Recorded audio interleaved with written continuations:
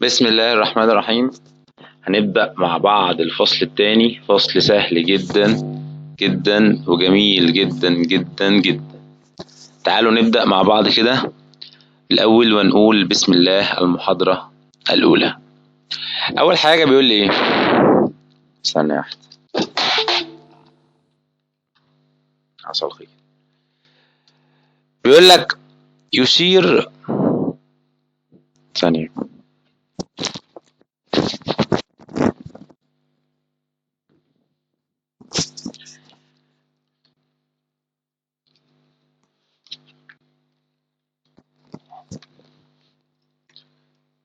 يقول لك يشير عدد خطوط الفيض المغناطيسي التي تمر عموديا. خلي بالك من كلمة عموديا دي، لأن تحتها وحدة المساحات. عموديا بس يبقى بيتكلم عن الفيض، وحدة المساحات يبقى بيتكلم عن الكثافة. يبقى عموديا بيتكلم عن الفيض، أما وحدة المساحات بيتكلم عن كثافة الفيض. رقم 3، عندما نقول أن كثافة الفيض عند نقطة 4 تسلا، فهذا يعني أن عدد خطوط الفيض المرة عموديا على وحدة المساحات 4، أو عدد خطوط الفيض المرة بمساحة ما. عدد خطوط الفيض، هو بص كده، ما هي الفاي ام بي في ايه؟ عشان الفاي ام تبقى هي البي، يبقى انت بالنسبه لك لازم تبقى مساحه بواحد، يبقى د. من خواص خطوط وهميه تتجه، يبقى د جميع ما سبق. مش موجوده بس ايه جميع ما سبق، هي د يعني. اللي تحتيها الويبر هو وحده قياس الفيض، طبعا دي تسلا وهكذا. اتجاه خطوط الفيض احنا قلنا من بره، يعني مغناطيس اهو، من بره لو هنا ان وهنا اس، فمن بره من ان لاس، اما من جوه من اس لان. سوري، من جوه من اس لان من بره. خلاص، فتعالى بقى نبص على الرسمه. من بره من ان لاس، ومن جوه من اس لان، يبقى الوحيده اللي بتقول لي الكلام ده هي رقم د. عند وضع إبرة مغناطيسية حرة الحركة من جهة التيار، فإن القطب الشمالي يشير إلى القطب المغناطيسي، القطب الشمالي جغرافيا الأرض، القطب الجنوبي القطب الشمالي مغناطيس الأرض، لا شيء مما سبق. اللعبة كلها فين؟ خلي بالك بقى، القطب الشمالي دايما بيشير للجنوب في الأرض. ما الأرض أهي مثلا، دي الأرض، قطب المغناطيس الجنوبي في الشمال والشمالي في الجنوب. جزء إنه سهلة يعني، حتى لو حفظتها تفاصيلها مش عليك. الويبر عملته مربع هي طبعا الكثافة. ملف مساحته مش عارف ايه، فاذا كان قيمه عظمى يعني عمودي فزاويه 90. سطح معدني مساحته 4 متر مربع وضع موازيا، بالفيض صفر، لازم الفيض يكون عمودي. يبلغ مقدار مش عارف ايه، قيمه عظمى موازي غلط، نصف لما زاويه 30، اه صح، يبقى 11 ب. ملف مساحته كذا عموديا على كذا، كثافته مش عارف ايه، اذا زادت المساحه للضعف. اولا كثافه الفيض لا تتاثر، ملهاش علاقه، يبقى البي زي ما هي. اما الفيض اللي بيخترق هيزيد لضعف، يبقى 2 فاي ام. يبقى الاجابه بالنسبه لي رقم ج. ملف مساحته ايه مش عارف ايه، كان عمودي يعني كان عامل كده، فلما دار 30، يعني دي 30، بقى الزاويه بين الملف والمجال كام؟ 60. يبقى كده بي في ايه في ساين 60، يبقى جذر 3 على 2. 14، إذا زدت مساحة للضعف قلنا الكثافة ملهاش علاقة، والفاي ام تزيد يبقى، بس خلي بالك بمقدار يعني بقى 3، لخبط دي أنا مخدتش بالي أهو، يبقى الإجابة ب. بمقدار، خلي بالك، بمقدار يبقى زيادة، مقدار الضعف مش إلى الضعف. بص هنا في 12 قال لك إلى الضعف، أما هنا قال لك بمقدار الضعف. ماشي. 15، بزيادة الزاوية المحصورة بين اتجاه خطوط الفيض والعمودي. كده كده المجال ملوش علاقة، الشدة اللي هي كثافة بي. طيب المجال هو بيزود الزاوية دي، يعني المجال بقى موازي مع الملف، فيعني عادي.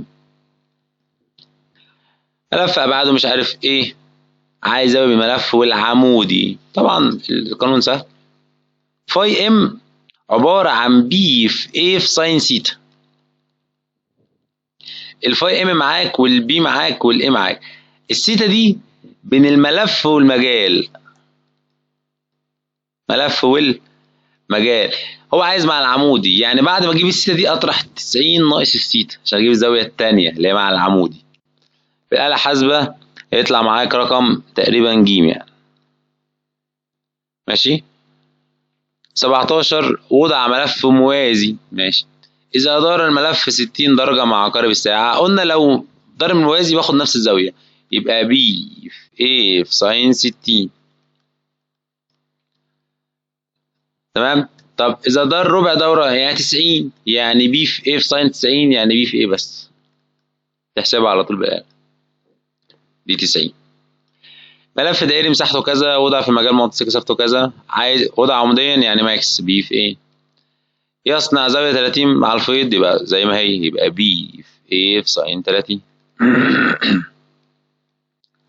ملف مساحته كذا، خلي بالك سنتيمتر مربع لازم احول، وكثافته كذا فإن الفيض موازيا صفر. يصنع زاوية 30، يبقى بي في ايه في ساين 30. هنا بيقول لك ايه، بي 4 10 سالب 4، والزاوية مع العمودي دار الملف 60، يعني دي كده 30، يبقى بي في ايه في ساين 30. تعوض على طول يطلع لك الناتج.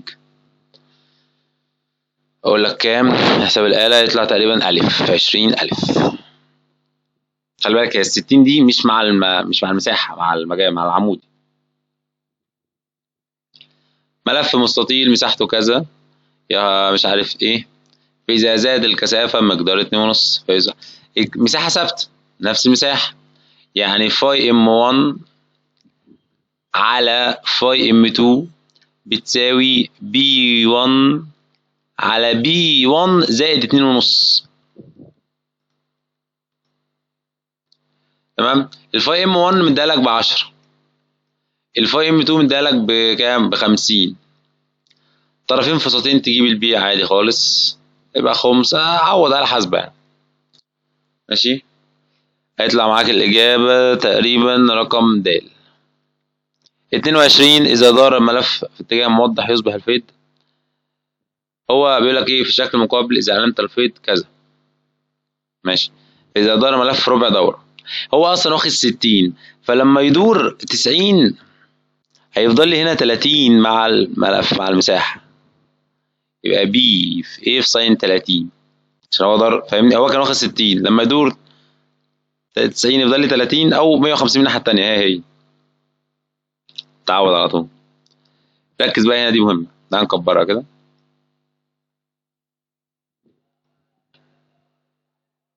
بيقول لك ايه، في شكل مقابل ملف مساحته A موضوع في مجال مغناطيسي كثافته B، بحيث يميل على المجال بزاويه 30. ماشي. فكان الفيض الكلي فاي ام، فإن أقل زاوية يجب أن يدور فيها عشان يبقى 2 فاي ام. اولا مش فاي ام دي كده نص العظمى، عشان ساين 30 بنص، انا عايزه يبقى 2 فاي ام، يعني انا عايز يوصل للقيمه العظمى، يعني يتحرك 60، يلف 60 درجه عشان يبقى 90، مع العظمى 90. فاهم؟ فاهمين قصدي ايه ولا مش فاهمين؟ فاهمين. ماشي. تاني، هو اقول لك فاي ام في طريقه تانيه اهو، فاي ام تساوي بي في ايه في ساين 30. ماشي. دي بنص، يعني البي في ايه تعتبر 2 فاي ام، عشان دي بنص، بي في ايه كده ثابته، يعني بي في ايه بتساوي 2 فاي ام. ماشي. هو بقى عايز يبقى 2 فاي ام دي، يعني هعوض بقى، يبقى 2 فاي ام عباره عن 2 فاي ام اللي هي البي في ايه في ساين السيتا، فدي كده اديني واحد، يبقى ساين 90. دي طريقه ثانيه، 90 هو اصلا اللي واخد 30 قبل كده، يبقى يتحرك 60. طب 2 على 3 نفس الفكره، ما هو 2 على 3 فاي ام هتساوي البي في الايه اللي هي 2 فاي ام اصلا، اللي هي 2 فاي ام، في ساين سيتا. بس خلاص يا باشا، يبقى الفاي ام ترمي على الفاي ام، 2 ترمي على 2، يفضل لك تولت. شيفت ساين تولت بقى، شوف كام. شيفت ساين تولت، اقول لك بكام. شيفت ساين تولت ده رقم كام دي؟ 23. هطلع معاك جيم. شيفت ساين تولت، بس هو اصلا واخد 30 قبل كده، فاهم؟ بتطرح من 30 بقى. نص فاي ام نفس الكلام. نص فاي ام اذا كان اصلا النص العظمى كان فاي ام، يعني دي ربع العظمى. يعني شيفت ساين ربع هديك زاويه. هقول لك استنى عشان اقول لك زاويه بالظبط. شيفت، فين الآلة يا عم احمد؟ استنى اقول لك الآلة اهو. شيفت ساين ربع. شيفت، جيت بربع منين اقول لك بقى؟ شيفت ساين ربع. شيفت يا اخي، شيفت ساين. ده خمس يا ابني 14 و4 من 10. 14 و47%. تمام. طيب اهي، يبقى انا جبت الربع بقى منين اقول لك؟ ما نفس الكلام. الفاي ام بنص فاي ام، ودي اصلا البي في ايه ثابته اللي هي 2 فاي ام يساوي ساين سيتا اللي هي بي في ايه، فدي مع دي تطير، يبقى ساين سيتا بربع اقسم على الاثنين. يبقى انا محتاج ازاي تبقى بربع. فشفت ساين ربع بكام؟ ب 14 وشويه، اروح طارحها من 30 يديك الزاويه اللي فاضله اللي هي يبقى رقم د. فاهمين اللعبه ولا ايه؟ ماشي. هي نفس الكلام. بص هي نفس الفكره اصلا. هي فاي ام بقت 2 فاي ام، يعني اصلا لما كانت ساين 30 كانت نص العظمى، فهو كده عايز العظمى بقى نفسها. فالعظمى ساين 90، طب ما هو كان واخد 30 يبقى يلف 60. فاهم؟ ملف مربع الشكل. ايه تشجيع؟ هو اولا المفروض تبقوا عارفين ان الدايره اكبر مساحه من المربع، فبالتالي ما دام المساحه زادت يبقى الفاي ام زادت، يبقى اكيد الفي ده يكون اكبر عشان المساحه الدايره اكبر من مساحه المربع لو نفس السلك. نفس الكلام هنا بيقول لك ايه؟ الشكل ايه يوضح مربع طول ضلعه 20 سم. جميل. هجيب مساحته 2 من 10 2 من 10 4 من 100. ماشي. وضع عموديا في مجال مغناطيسي كثافته 2 تسلا. ماشي دي انتي. ثم عاد تشكيله ليصبح ملف دائري كما بالشكل. فإذا ووضع عموديا في نفس المجال المغناطيسي فإن قيمة الفي في الحالة ب تكون سهلة جدا. أنا هجيب الأول في الحالة دي اللي هي 2 اللي هي 2 في 4 من 100 8 من 100 دي الفاي ام. وانا قلت لك لما شكله دايره لازم القيمه تزيد، فمين الوحيد اللي اكبر؟ 1 من 10. فاهمين اللعبه؟ شغل عالي والله. ماشي. 27 العلاقه بين زاويه دوران مش عارف ايه. هو عايز دي نص 30 دي نص العظمى، دي نص العظمى. نص العظمى 90 يبقى نصها كام؟ كام 200. دي السؤال ده بقى جميل، ده جميل جدا. تعال نكبره كده.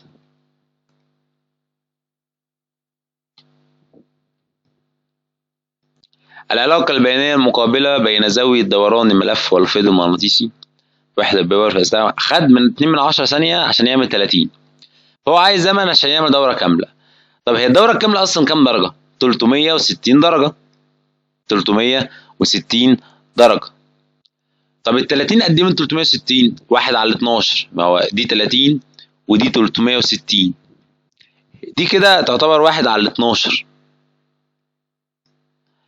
خد زمن 2 من 10. يا ترى بقى الدورة الكاملة في كام؟ عادي اضرب ده في ده. 360 في 2 من 10 على 30، او اضرب 2 من 10 في 12 هي ديك 2 4 من 10. طب يكون الزمن لازم لوصول سالب 200. هو بيوصل للقيمة العظمى 200 مرة في ال 30 وفي ال 150. بيوصل للسالب امتى؟ ساين كام بسالب نص؟ يا اما 150 يا اما 330. هو عايز المرة الأولى اللي هي 150، يبقى 30 وهنا 150 وهنا 2 من 10 واجيب التي. ده في ده، او اضرب في 5 على طول، او اضرب في معلش 210 بسالب نص او 330، يبقى دي كده ب 210. بس هضرب 210 2/10 على 30، او اضرب على طول في 7 اللي هي 7 امثال 30 يديني كام 1.4. ماشي. في شكل مقابل يكون الفيض المغناطيسي الذي يخترق نهاية عظمى يعني سالب 90، يعني عموديا، يعني الإجابة يا ب يا د. طب أنا عارف إن فاي إم بتساوي بي في A في ساين سيتا. هو مديك الفاي إم كانت 14 و14 لما سيتا كانت 45. مش هتضرب في 2 بقى عشان دي بالساين، هتجيب البي في A الأول، ما البي في A كده كده ثابتة مش هتغير، واجيبها بقى لما ساين 90، يعني بعد ما اجيب بي في A اللي هي 14 و14 على ساين 45 يبقى بي في A في ساين 90، يبقى الإجابة بتطلع معاك رقم ب. فاهم؟ يبقى انا اجيب البي في A الاول اللي انا عارفها اللي هي ثابته، بعد كده هضرب في ساين 90 اللي هو عشان عايز العظمى. رقم 31 بيقول لك الشكل ايه؟ ماشي. طب ما الشكل ايه دي كده الفاي ام عظمى، ما دام عظمى يعني عمودي، يبقى يا ب يا د. طيب قيمه الفاي ام بي في ايه؟ ماشي. الزاويه مع العمودي صفر عشان باخد زاويه مع الملف، يبقى ب. هنا الملف تعال نكبره كده، بص كده يا باشا، الملف ده بيدور على نفس المدى بتاعه، يعني ازاي ما بيتغيرش، هو بيلف كده كده كده كده كده، فاهمني؟ كده كده كده كده كده كده كده كده كده، ما بيحصلش حاجه، يبقى الفايمه تفضل ثابته، ما بيحصلش اي حاجه، يبقى يظل كما هي، يبقى جيمه. نفس الفكره، بيقول لك هو بيلف كده، ولا بيلف يمين ولا شمال ولا بيخرج اصلا، بيلف جوه المدى بتاعه، ما دام جوه المدى بتاعه يبقى كده هيفضل كما هو. فاهمين قصدي ايه؟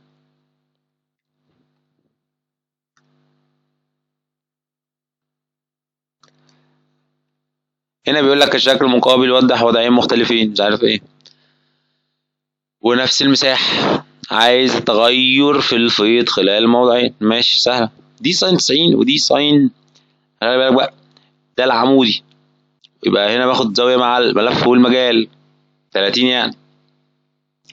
طيب التغير في الفيض، ركز بقى معايا، مش هنا بي في A في ساين 90، معاك البي ومعاك الاي، هنا بي في A في ساين 30، لان الملف اهو او المساحه اهي الزاويه الثانيه، عشان دي كده مع العمودي عليه، مع العمودي على المساحه، يبقى 30. اجيب ده واجيب ده واطرحهم من بعض على طول، هيطلع لك الناتج 34 بجيم.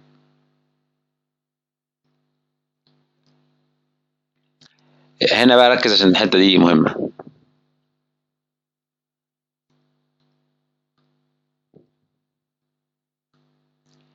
هنا بيقول لك ايه؟ الشكل المقابل يوضح ملف مغناطيسي بيلف كده، ده بقى كده بدأ يخرج بره المجال، مش نفس الرسمه الثانيه، بيخش وبيخرج بيخش وبيخرج، مش بيلف كده، بيخش وبيخرج. مش كده كان عمودي الاول، يعني اقصى حاجه يعني كان عظمى، فالاجابه كده بالنسبه لي دي غلط ودي غلط لانه كان عظمى الاول. طيب يا ترى ده ولا ده؟ هل بيدور بانتظام، بيتحرك بانتظام؟ لا، كل شويه زي بتغير مع السيتا، يبقى ج، يبقى 35 ج. 36 من غير ما اقرا السؤال اصلا، العلاقه بين الفاي ام والبي مع الدوران علاقه طردي، يبقى ب. هنا برضو فكرتها حلوه، هو هيبقى صفر، تمام؟ يعني هو بيلف كده يبقى موازي، ما دام بقى موازي ففين الحاله اللي بقت موازي؟ بقت صفر اهو، بعد ملف السيتا بقى موازي، يبقى اكيد د. فاهمين قصدي؟ هو عايز بقى الرسمه اللي بتعبر، هو كان سيتا 1 كان ليه قيمه، بعد كده بقى صفر، فبعد ما دار اكيد دي لا، ولا دي لا، ولا دي لا، هو بقى صفر عشان بقى موازي الحاله الثانيه يعني. يعني دي النقطه الثانيه، وسيتا 1 دي الحاله الاولى وهو له قيمه. هنا 38 بيقول لك ايه؟ هو دار نص دور، هي نص دورة اصلا من غير ما اقرا السؤال، دي دورة كاملة ودي دورة كاملة. طب هو بدأ عمودي ولا موازي؟ بدأ عمودي 90 درجة، ايه؟ يبقى بدأ ماكسيمم، يبقى ج. هنا عايز نص فاي ام، يعني الزاوية مع الملف والمجال تبقى 30. يا ابن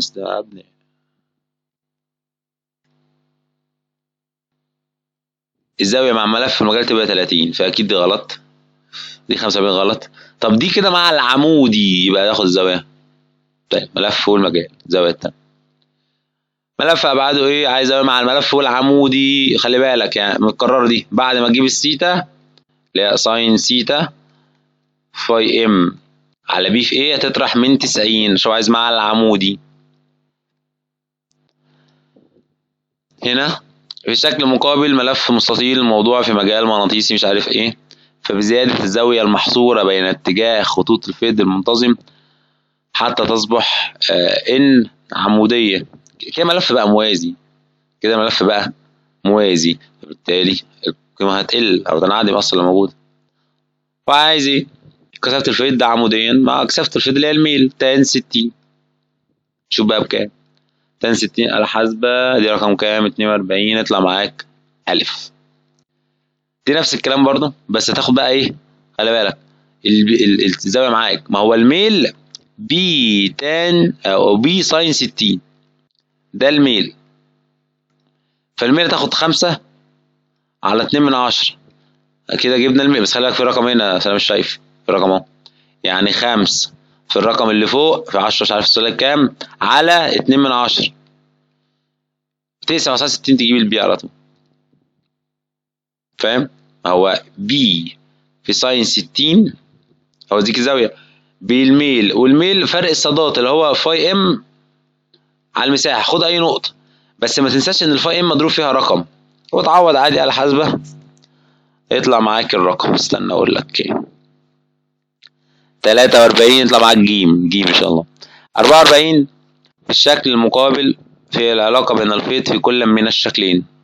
والله الموضوع سهل. هو الايه اللي على الشكل اللي على الشمال اللي هو فاي 2 دي عمودية، وفاي 1 دي فيها زاوية، فأكيد فاي 2 أكبر، يبقى الإجابة وأنا مغمض عيني رقم ب. رقم ب. تعالى هنا بيقول لك هنا شكلين مختلفين انهما نفس خط الفيض نفس الفاي ام. فاي ام نفس الفاي ام. ما العلاقة بين البي والاي عكس، مش عكس بيزيدوا ويقلوا بس عكسين في القانون يعني، فاللي أقل مساحة أكيد أكبر كثافة، يبقى أكيد ب برضه.